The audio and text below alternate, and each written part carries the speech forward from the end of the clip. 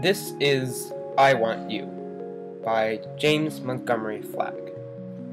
It is a propaganda poster and a piece of art. Propaganda posters are art.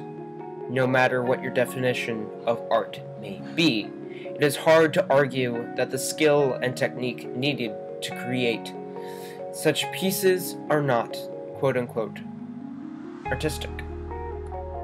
Such artistic skill is illustrated in this piece, originally created using oil paints and Flagg's own face as the model of Uncle Sam, so he could avoid the cost of a model. The funny thing is, even though both his face and name are part of this piece, not many people know who Flagg is. James Montgomery Flagg was born on the 18th of June, 1877, in New York City.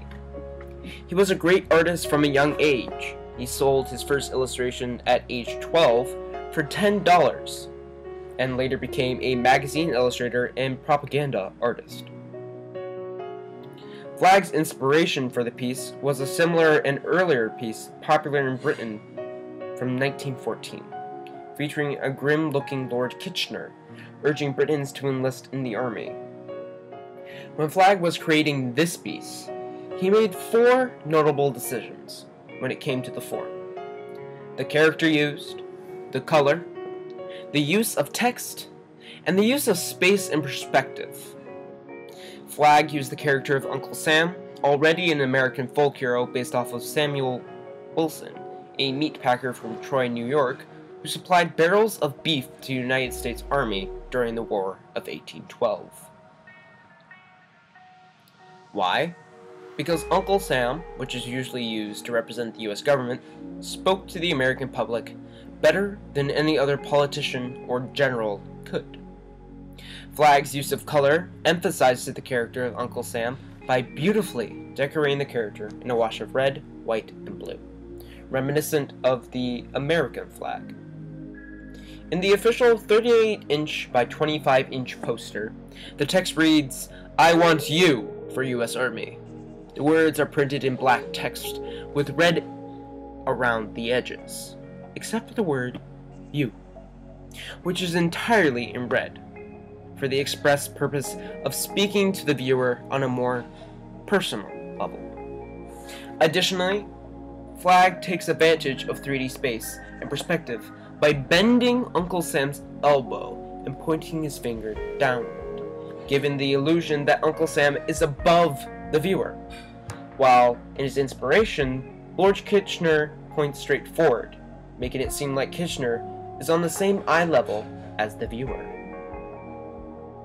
These decisions of form were deliberately made by Flagg to construct the themes and message of the piece.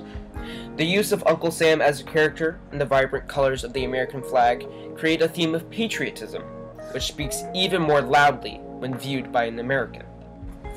The function of the text was to, in a clearer way, describe the piece's message, while the emphasized "you" was used to speak to the viewer on a personal level, making the viewer feel the theme of duty. The theme of duty is further emphasized by Flagg purposefully taking advantage of perspective in 3D space to make Uncle Sam seem larger, in order to illustrate the US, but also to make the viewer realize that this conflict is bigger than himself and builds on the theme of duty. These themes resonate more strongly when seen through the lens of context. Eventually, I Want You was published in the July 6, 1916 issue of Leslie's Weekly, with the title, "What Are You Doing for Preparedness?" Soon after, the piece was printed in mass with the famous words, "I Want You for US Army." 4 million copies were created using a printing process called lithography. Within a few weeks, every American had seen it. The poster was meant to build off of America's patriotism and give them a sense of duty to serve their country. The poster quickly disappeared after the 1918 armistice, and Flagg went back to being a magazine illustrator.